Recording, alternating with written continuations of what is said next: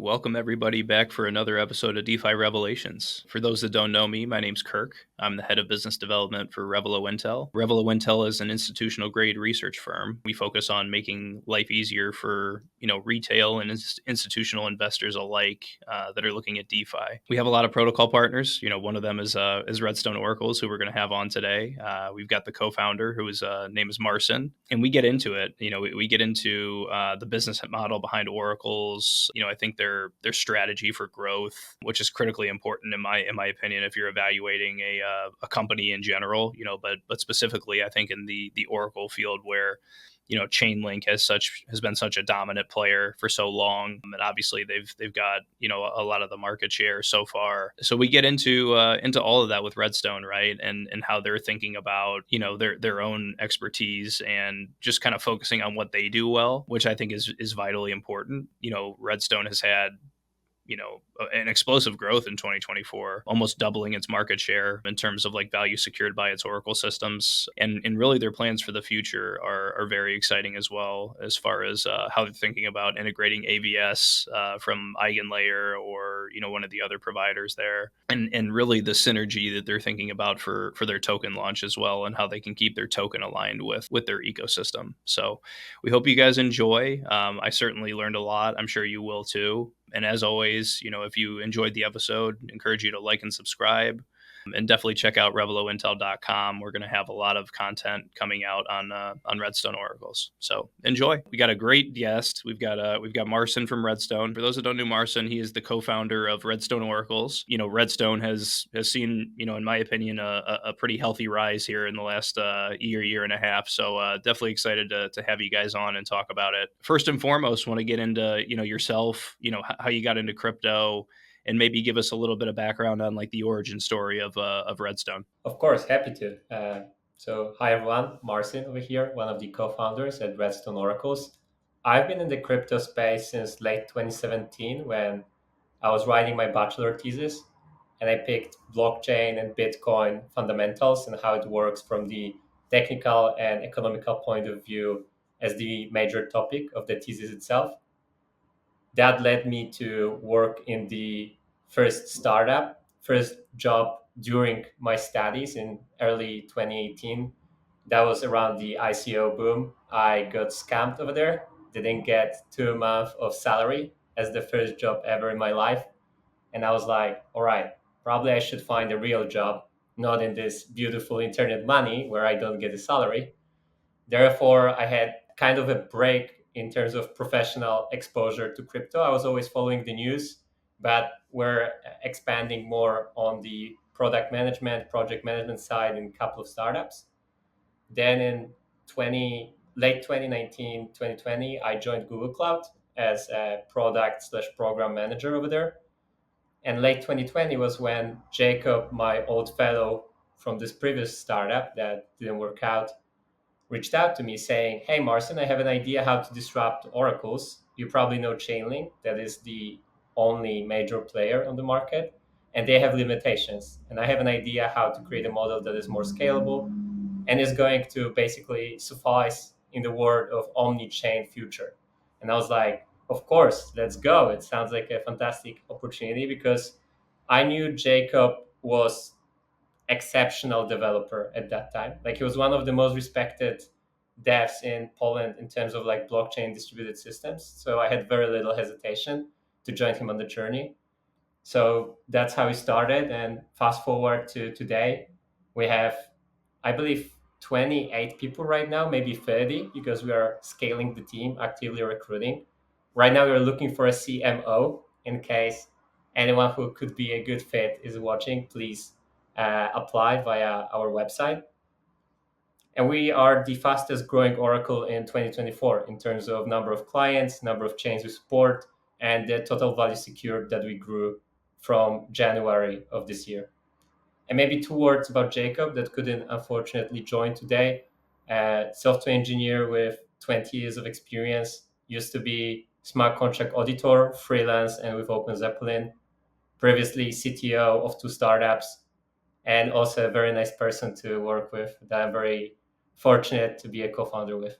Yeah, awesome. Yeah, thanks for the background. And just to give maybe the listeners a little bit of context too, right? You talked about how RedStone has performed in 2024. I think the numbers are you went from 1.3% total value secured to 2.7% just in 2024 in total value secured in crypto. So that's a massive feat, right? And I think you talked a little bit, in your intro about Chainlink and how you guys saw maybe some limitations there, right? And the possibility of disruption. Maybe talk about that a little bit. Like, what limitations did you see with Chainlink and kind of maybe the Oracle space in general, and like what makes Redstone unique? What did you guys solve for when you built Redstone? Happy to. So the reason Jacob started Redstone was because he saw that the model of Chainlink is excellent for starters, for DeFi to emerge and be basically like the kickstart of the whole industry. But the monolithic design, so end-to-end pipeline of Chainlink, has to be redeployed on every single chain again and again. And every new feed is more and more costly as you add them on a certain network. So this is, in my opinion, a definition of unscalable when it comes to infrastructure. So the first principle he took into account was like scalability. Therefore, he created a modular design where we have four major modules, and only the last module, the data consumption module, has to be updated or tweaked depending on the network we deploy to. The three first modules can be reused on every single network, even non-EVM ones, so we don't have to do any work over there, which makes it way easier to go to new networks or support more custom or sophisticated requests from our users. And in terms of unique selling point, there are a couple. One, we are very proficient in EVM networks. So we optimize gas a lot. We support native assets of specific EVMs. We also are the specialists in yield bearing asset collateral and price feeds. For example, Etina, we're the first Oracle to create a price feed for them. Liquid restaking tokens like E2FI, Renzo, Puffer, KelpDAO, all of them are our clients, and we're the first Oracle to spot the potential in them already in 2023, so last year, and have been supporting them ever since. And in our view, yield bearing assets as a class will be expanding as we progress, right? Like Etina already shown that in funding grade, there is an opportunity to create such a class. There are new ideas how to tokenize various products from regular, like traditional finance or other industries and bring it on chain. So in our view, it will be growing because people just like holding something that accrues value without their attendance or their perception into like their mind share going into that specific stream. Last, I would say like a very specific thing that we focus on with Redstone is technical excellence. So for a very long time, I was the only non-technical person in the team. Like for the first year, we had 7 engineers and just me doing some expansion, growth, marketing. Right now, I believe we have like a 70% engineers ratio in the company. So we believe that BD and marketing and go-to-market people have to work very hard with a smaller team, whereas the engineers have to keep innovating to make sure the product is just top-notch. Yeah, yeah. I mean, I think the bit about the yield bearing assets, I think is critically important as well, right? I couldn't agree with that, more. I think especially as we've seen, DeFi grow, right? It's been on the back of, yield bearing assets, right? And I think, people forget that, and especially in markets like these, right, where it seems like, the attention economy, right, is more so on like meme coins and, speculation and, some of these vanities, right? But at the end of the day, much of the industry was built on the back of, yield bearing assets. And, it's good to see that you guys have that same view, right? So, I guess, I was reading through, some of the like the integration modules that you guys do have, right? And, I was hoping you could get into them a little bit, because I think from what I understand, you guys have a couple of different integration approaches, when it comes to like the various protocols. Like you've got Classic, you've got X. Can you get into these integrations a little bit, and maybe like which which kind of protocol each integration like strategy is tailored towards. Maybe give us a little bit of background on that. Of course, maybe before I do, I just want to double click in what you said. In my opinion, the industry hasn't still realized the profound effect in the long term of staking and restaking, like creating an asset that is volatile, like derivative of ETH that accrues yield over time. Like in regular world, it would be as if you could stake Tesla stock, right? So in my opinion, it's a beautiful example of crypto and Web3 creating something that is totally new in terms of like exposure for an asset or an ecosystem you're so bullish about. Talking about the models, right now we have three major models, and it doesn't mean that we are not going to add new ones as we progress, because as I mentioned, we have engineers, and when we spot a need on the market, we just add like new response to what people would like to see.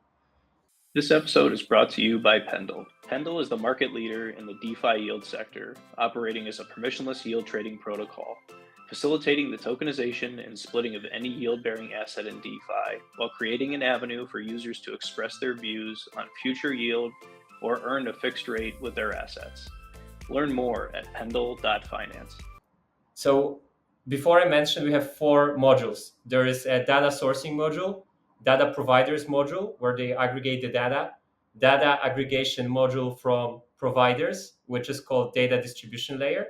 And all of these three layers are off-chain. So they are not touching any on-chain environment. Therefore, they can be reused on any single chain we deploy to. And only the fourth module, which is data consumption, is meant to deliver the price feed either to the protocol or to the chain. Now, if you want to have data feed in the on-chain storage, then we use the push model that has been popularized by Chainlink. So the original model where you update the price feed on-chain with time interval and deviation threshold whenever the trigger is basically hit. And in that model, we can support almost every EVM within a week, and non-EVMs, depending on the workload, between 2 to 4 weeks lead time. So it's way quicker than standard chain links, like 4 6 months, depending on the network. Second model is the pool model. We call it RedStone Core, where the data is not delivered on chain, rather it's delivered on demand only when it's needed by the consumer. Because who in the end is consuming the data? It's not the chain itself, because chain doesn't see that much value from that data. It's rather smart contracts, and actually even higher level, the dApps that are utilizing them.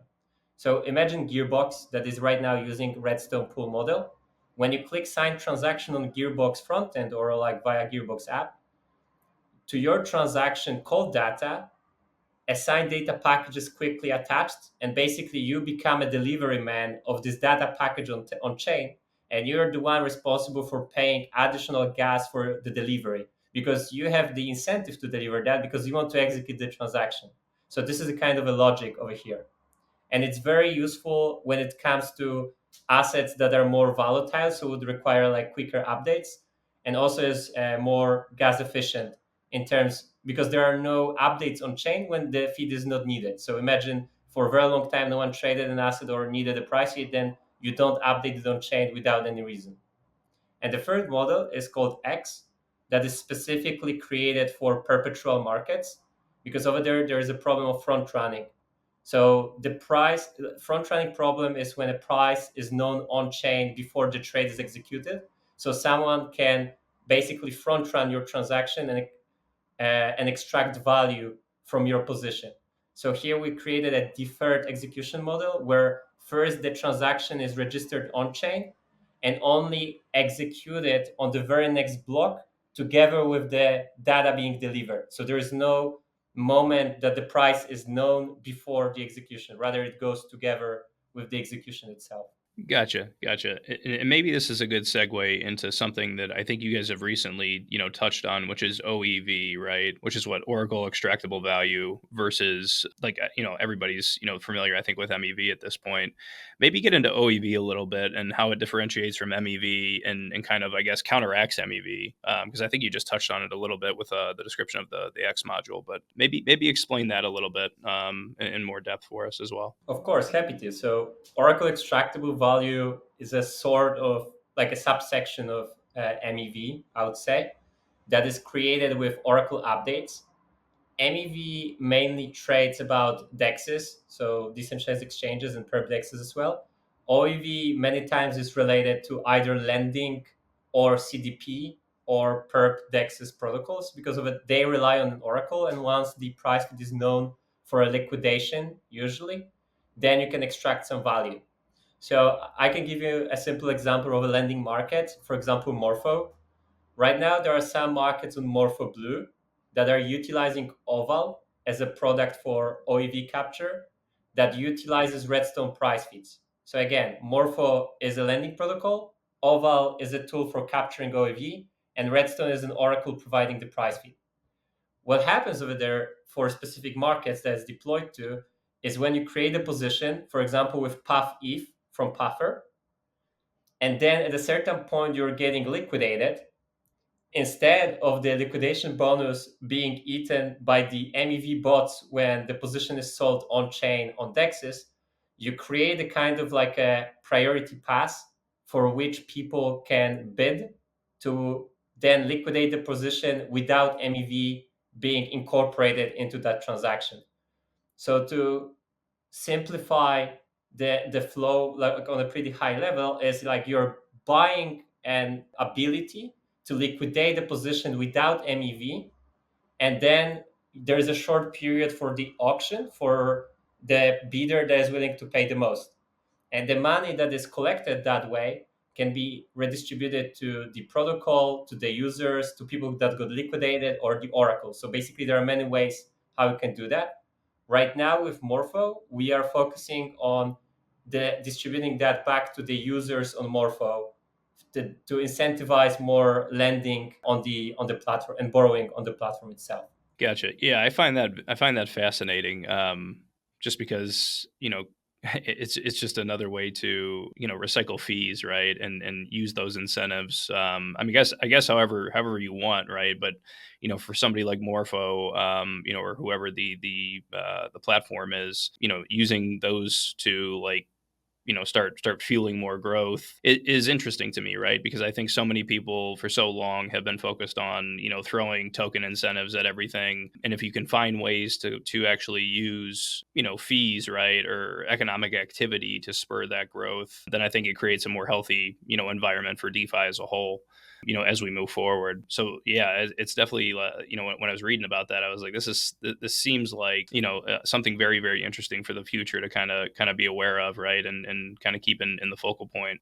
So you mentioned like the short time for kind of the auction to occur, right, for the liquidation. Like, how long is that period? Because in my mind, these liquidations typically need to happen very very quickly, right? So if it's if you can touch on that at all, I'm just curious how that works behind the hood, and what kind of parties need to be engaged, for those auctions, right?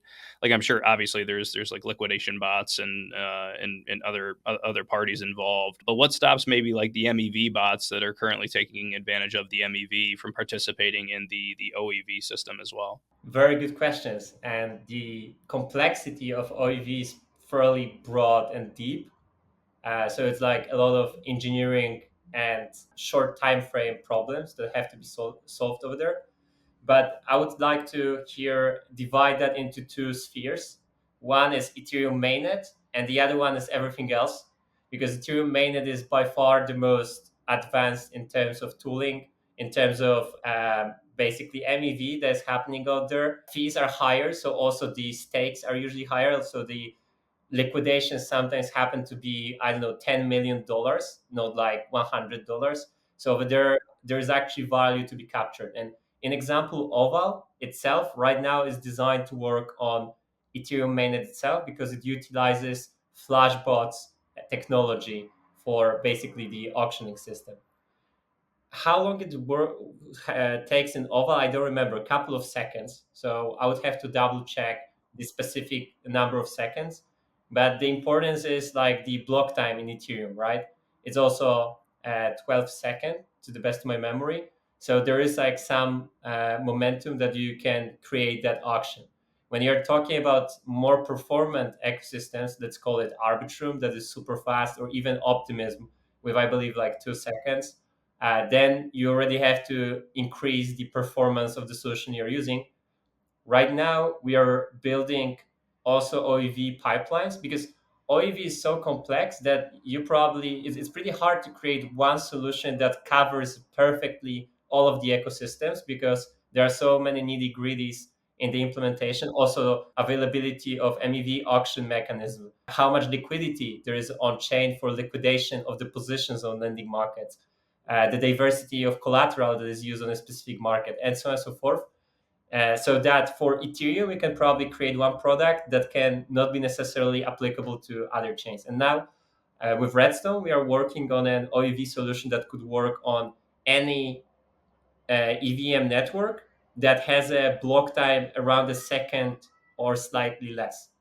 So if you're talking about mega ETH that aims to have like milliseconds and block time, that is not going to fly over there because then there the optimization is already at the forefront of bandwidth of internet almost. So this is like the blocking sphere. But in terms of, let's say, BNB chain or even Arbitrum, it should work pretty well.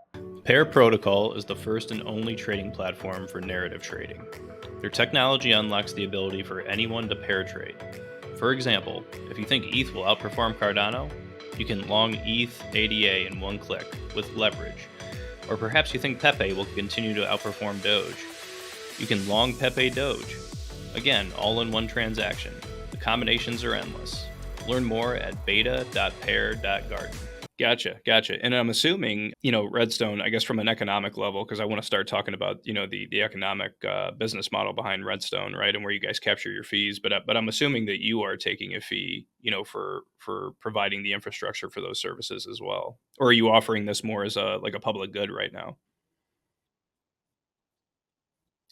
OEV, OEV, and then I want to get into RedStone as well right after. Yeah, OEV right now is mainly focused on redistributing any captured value to the protocols so that you can help them grow as well. But over time, naturally, we would probably include like a small take cut fee on these transactions. Or maybe there is a world where we utilize that product as the growth model to generate enough value in other verticals in our business model. So it's still to be defined, but right now we don't take any cuts. Gotcha. Yeah. I mean, it's kind of like a good battering ram, to get more business. So it makes perfect sense to me. But yeah, I guess to segue into RedStone's business model, and really Oracle's in general, right? So I think you're the first Oracle provider I've personally gotten my hands on. So I'm always curious, like where are the margins for you guys, right? Like where do you guys make your cuts to ultimately sustain the business? Maybe you can touch on that a little bit for me and explain it. Of course, for many years, Chainlink was subsidizing the Oracle business for the sake of growth, which is natural for early stage company. Also, they got a pretty decent funding in ICO, and back in the day, the token has performed, in my opinion, really well, also throughout the bear market. So for many years, they created an aura that oracles are almost for free. It's like a public good. But unless you find an entity that is willing to pay for the cost, it cannot become a public good, right? So you should probably create a business model around it. And here, an important thing that people keep forgetting is business model consists of two major parts. One is the revenue, but the other one is also cost. So if you create costs that go through the roof, then you have to create hell lot of revenue to make it sustainable. But if you keep your costs fairly reasonable over time, both on the headcount and also infrastructure, then the revenue naturally should be also pretty large, but not as big as if you didn't pay much attention to the cost itself. So from day one at RedStone, we have been very, very cautious about the design choices we are making to ensure the costs are, let's say, reasonable. That we don't have one single point like AVS, sorry, AWS service that is like exploding in cost as we add new services or new feeds. We have really excellent DevOps that are working on the infrastructure side as well. Therefore, let's say the revenue lag that we have to create is probably smaller than Chainlink's. That is 600 people organization with a huge overhead in infrastructure, right? How we approach generating revenue, there are three aspects. One, new ecosystems that we go to are usually willing to pay for the Oracle to make their ecosystem more interesting for the dApps. So imagine you're a builder, and then you have one ecosystem that has an Oracle and the other one that doesn't have an Oracle. So it's pretty natural which one you would be preferring to choose in terms of building. Similar when you're a lending app or at CDP and you look for a new ecosystem to deploy to, you look always at the compatibility and availability of robust Oracle. So for chains, it's always important to have one, and they are usually willing to pay for the service. Second stream are dApps. So the dApps that are utilizing an Oracle for their flow. Either it can be per request basis in the pool model. So for example, every time we attach a price feed, then you can add like some small fee to that. Or if it's in the push model, you can create a contract that they pay you like a SaaS model, like every month, every quarter, every year.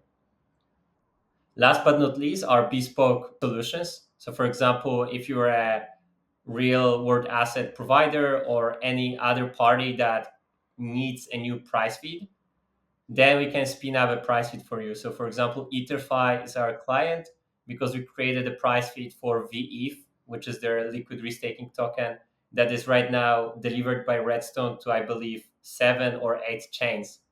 And yeah, EtherFi is also incentivized to kind of like pay for the service that we deliver so that the growth of their ecosystem can be without that worry about the Oracle from the dApps that are integrating the price feed.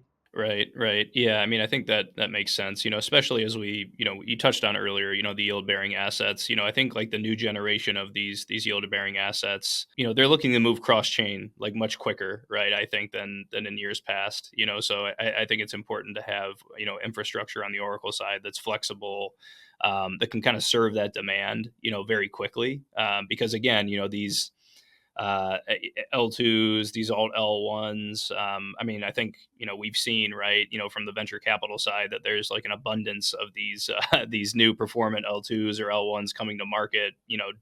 Seems like every day. And so, it's going to be important to have, Oracle support, right, that is flexible enough to kind of meet that demand, from the DApp level as well. So you covered a couple of different groups you guys are targeting, right? And one thing I didn't hear, that I think Chainlink is focused on, pretty focused on, I think, is institutions, right? Like traditional institutions, kind of bridging them into DeFi, through whether it's CCIP or, onboarding them with their Oracle services. Touch on that, maybe, segment of the market and how you guys are thinking about, how you guys can maybe take market share, from TradFi and bring it into DeFi, or into the blockchain. Really good question. So here I want to emphasize something. We at Redstone, and I personally as well, respect a lot the Chainlink team and what they have done to the ecosystem. I believe DeFi as we know today wouldn't be possible without Chainlink creating this solid fundament back in 2019, 2020 for DeFi summer to happen, right? And also, by no means we are like Chainlink killer. We believe Oracle's is big enough sector to have a couple of players that are supporting various verticals. In terms of institutions, right now Chainlink has a very big focus over there because they're a market leader. So they're a natural choice for big players that are looking at on-chain transactions and environment and is willing to experiment over there. So Chainlink, one, has the reputation for these institutions, and two, they have also the bandwidth to work with them because it's 600 people company, so it's almost like a corporate. So they can go into the very long Sales cycles. Yeah. sales cycle, but also then educating the client, understanding what they truly need, because many times these people are not so familiar with nitty gritties of tech and Hmm. what's available and what's not available on chain. Our view on institutions is we are ready to work with them. And we are ready to work with them since probably like June. Before we usually try to avoid like working with them. There was a simple reason for that. We were too small to support, like, and we had way more work to do in DeFi and so much demand that we just didn't want to burn our resources. But right now, since we announced our Series A of $15 million, we have the capacity to onboard also specialized people that are familiar with working with these institutions, so they understand the sales cycle, how it works with creating a contract and whatsoever. And our strategy is we are open to support the institutions, but also we don't want to force anyone to join on-chain environment. Whereas Chainlink's approach is rather like try to encourage them to go on chain, which is excellent in my view. In a sense, like if this industry is to stay here for long, we need these institutions to eventually come in and like do first implementation, then expand, then do something bigger, real money whatsoever. So long story short, Chainlink is again the push model, the pull model here, actually like pulling these institutions on chain. Whereas we have the approach like once institution come and they have like a specific business case they would like to solve with us, we're happy to support them. Yeah, it makes sense to me, as well. Just because, like you said, if I were looking at a market leader that is like actively trying to pull institutions in, then I might go about my business, man. I'm going to do what I do very, very well. We're going to grow our business doing what we do very, very well. And then once the institutions are on chain and they are educated about, oracles, and what the advantages are and the disadvantages are, okay, then it just like anything else, right? They start to see what the competitive landscape looks like, and they see, the others, in the market that are there to serve them, with their particular use cases. So it's almost like, and again, I'm not bashing Chainlink either. They're massive. Like they're a great, they're obviously a great pioneer, in this space. But yeah, it makes sense to like let them do the work and let them bring the institutions in, and then okay, once they're educated, here you are. Here's RedStone oracles, and here's what we do well. So I think it makes sense, from a strategic model anyway, at least in my mind. So, I wanted to, you touched on, how you guys are being very, very careful about the architecture and the business model. So for a long time, obviously, all the way up until this point, you guys have been tokenless. You don't have a token. I think there are plans for a token from what I have read. Maybe touch on the token a little bit and like what role you see that playing in the Redstone business model. And then I think you slipped a little bit. You said AVS earlier, but you meant AWS. Talk about the AVS opportunity as well, and maybe where you guys are going with that, with the emergence of restaking and maybe inheriting some of the economic security there. Starting maybe with the AVS itself, because that's a very exciting piece for us right now in like middle of 2024. We believe that an AVS is a segue for cheaper crypto economic security for any system to tap into. Back in 2020, 21, 2019, and earlier, there was like a craze of L1. You should create a chain for every single use case. And there have been plenty of L1s dedicated to oracles. The problem is, one, L1 is very hard to tweak as we progress. And the innovation cycle in Web3 is very, very short. And two, it's expensive to maintain as well as the network, especially if you don't have the transactions that are for financial purposes. Here is more on the data purposes, right? AVS for us is a concept that we believed from early days that would come into existence at one point, and then we would leverage that. So that's the reason we started working without any chain. There's no like Redstone chain. We created like these 4 modules without it, but we always knew at one point there will be such a technology that we want to incorporate. And Eigenlayer is a beautiful example of that. I met Sriram first time 2 years ago, so early 2022, I believe. And right now, also we have Symbiotic, Karak, Nectar, and others that are also trying to innovate in that space. We've been building on top of Eigenlayer for 6 months right now, and we have a tested implementation almost ready for an AVS to be launched. And we're also actively exploring Karak, Symbiotic, and other platforms, because our view is AVS in restaking is not the go-to market for oracles that you start from the scratch, because in early days the most important is to serve the client. Like the client is the king. You should have to listen to him. You have to understand their needs and deliver a service at a reasonable price within a good time frame, let's call it. But as you scale, for example, as we do, when you approach the highest clients tier on the market, then you should also care about cryptoeconomic security as well as alignment in the long term when it comes to data providers that are in your ecosystem.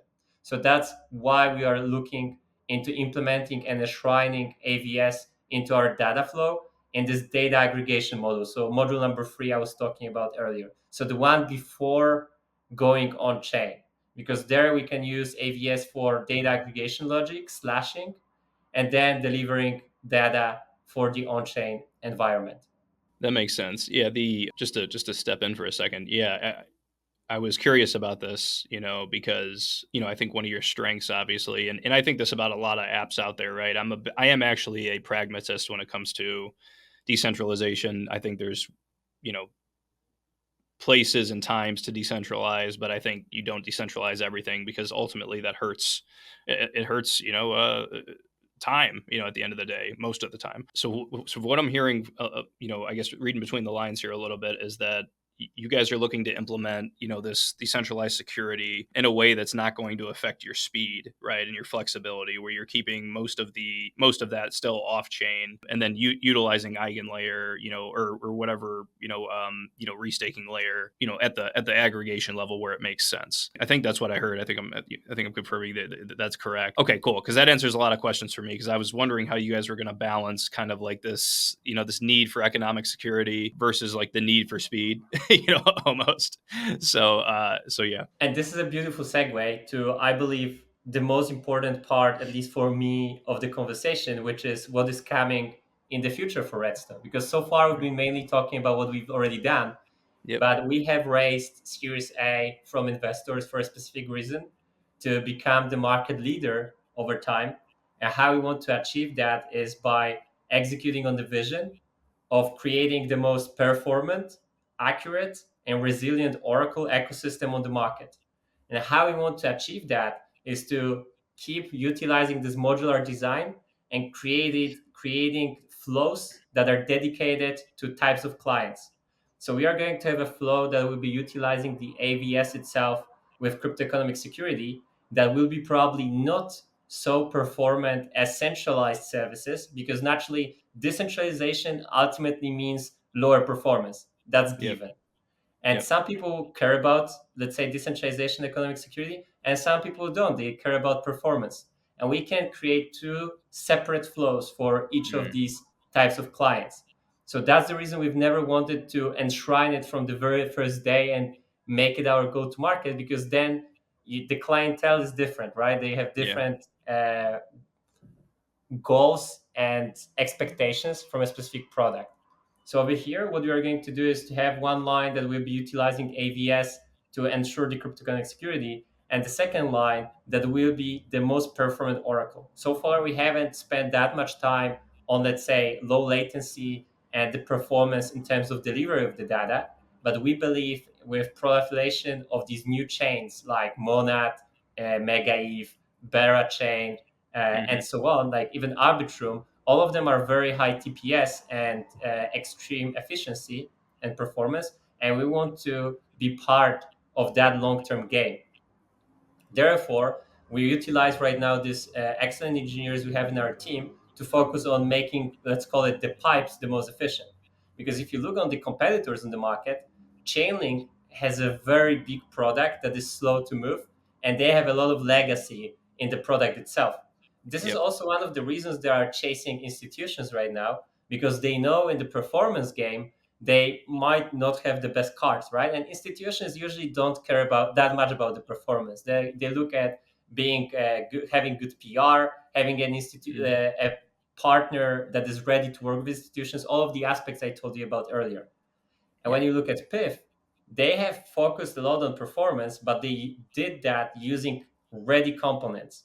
And the thing with ready components is that Hmm. they have a certain limit that you can hit.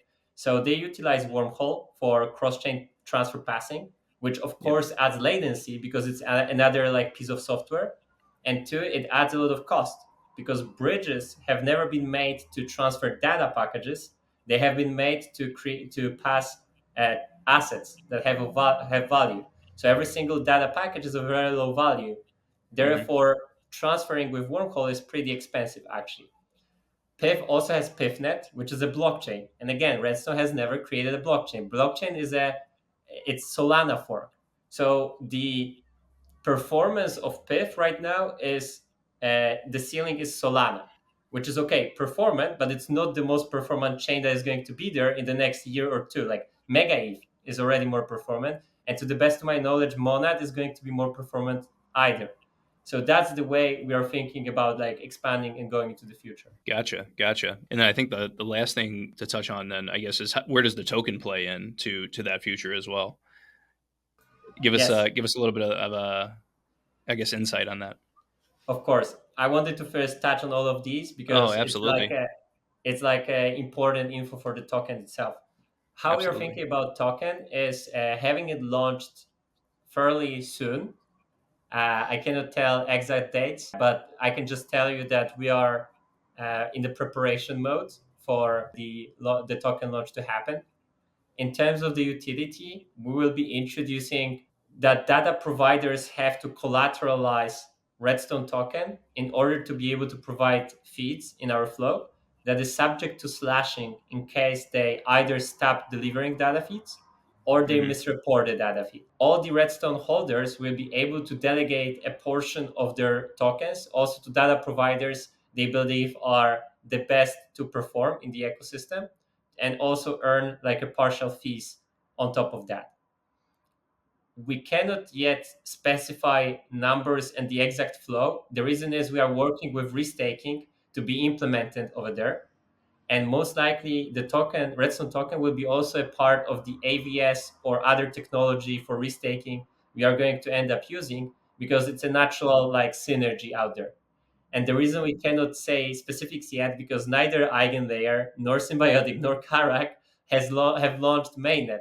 So the general concept is already known, and we have a lot of idea how it's going to work. But the specifications, like let's call it last 15% of the mile, is also very important around slashing, about edge cases, and so on. So we are right now waiting for these teams to deliver full stack support of their platform, so we can finalize, let's say, implementation on our end as well. Gotcha. No, I think it makes practical sense, right? And that's the main thing that I look for when I look at, token design, number one, but even like business model, right? Is like, how practical is it? What's the execution plan look like, especially for oracles, and I think, I mean, we've talked about Chainlink a lot, in this episode, but I mean, rightfully so, right?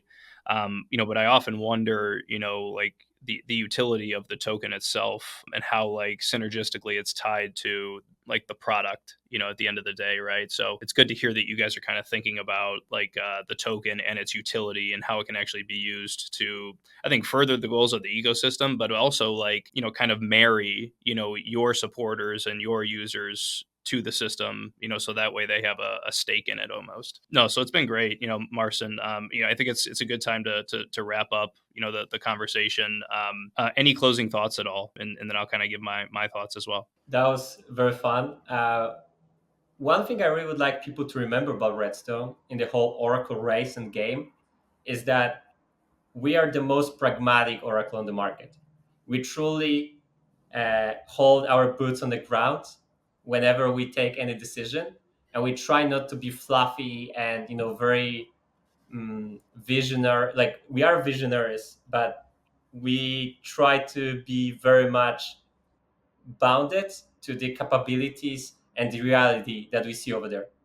So, for example, with decentralization, we are not decentralization maxis that we say everything should be like permissionless, decentralized, and whatsoever, because there are very few examples of teams doing that path. For example, Liquidity is one, but I cannot tell you that many that have performed that path.